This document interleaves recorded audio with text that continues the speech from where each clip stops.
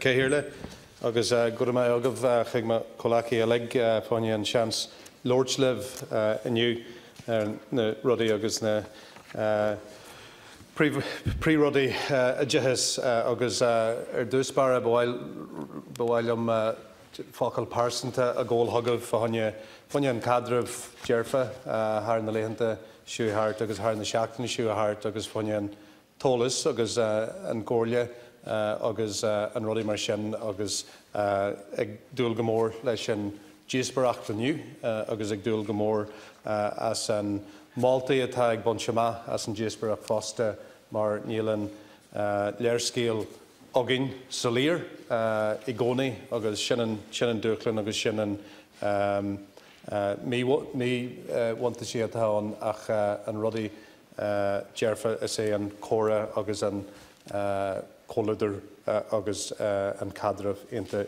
táhacht a fásta. I am happy to be here today to discuss issues in the education sector as we navigate these challenging times.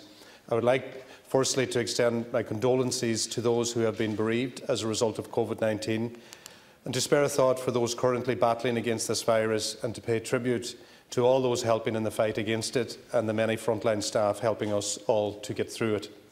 I also want to thank staff across the education and training sector, teachers, principals, lecturers, SNAs, school secretaries, school caretakers and all those who have put in an enormous effort to respond to the unique and unprecedented challenges which this crisis has.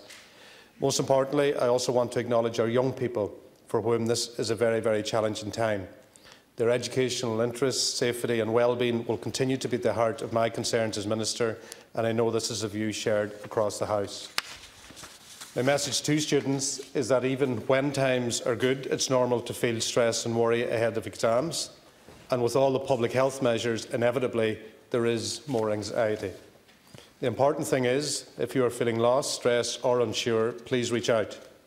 People do care about you and want the best for you, your friends, your family, your teachers, your school, your community.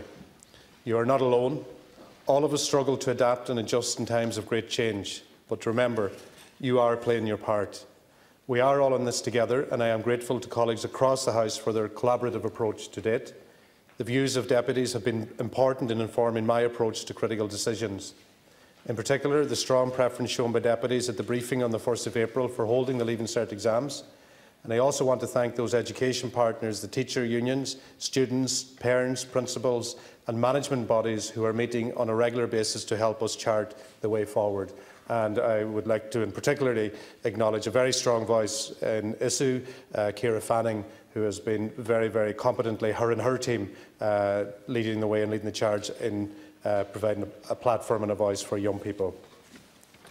It is exactly 6 weeks since the Taoiseach announced the closure of schools and educational institutions.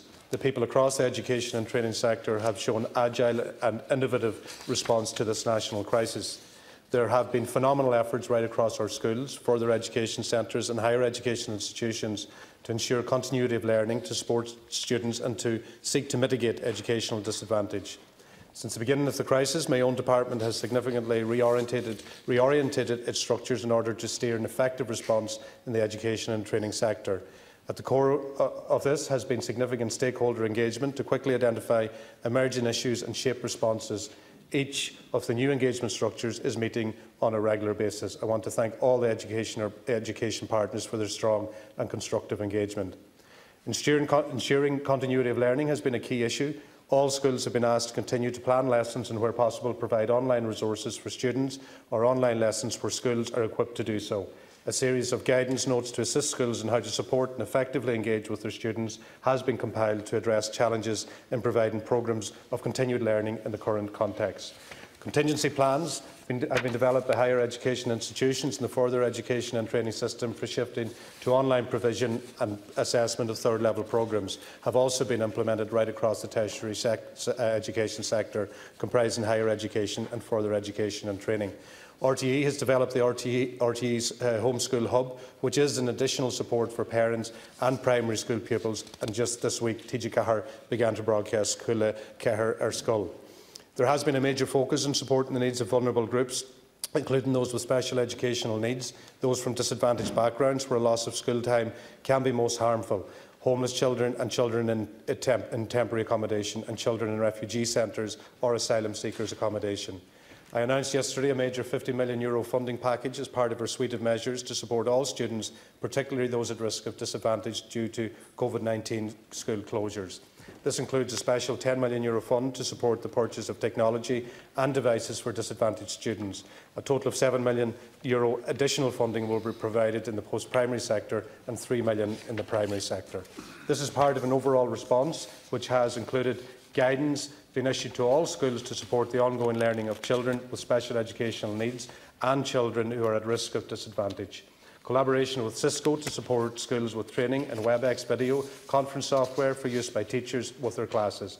Guidance and resource developed by the National Council for Special Education on supporting children with special educational needs. Continuation of the school meals programme funded through the Department of Employment Affairs and Social Protection to provide food parcels to children who are at risk of food poverty.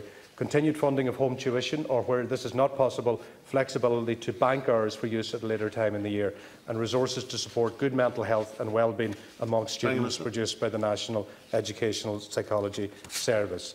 I also want to acknowledge the contribution of the education training sector to the wider national effort, from the phenomenal response of the SNAs to the call for redeployment of the critical contribution which our higher education institutions are playing in the clinical and research response to this crisis.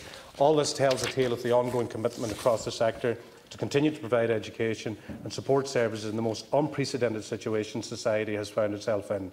I will do my best to answer as many questions as possible this evening from deputies as we continue to work to support our education and training system in responding to this crisis. Thank you, Minister.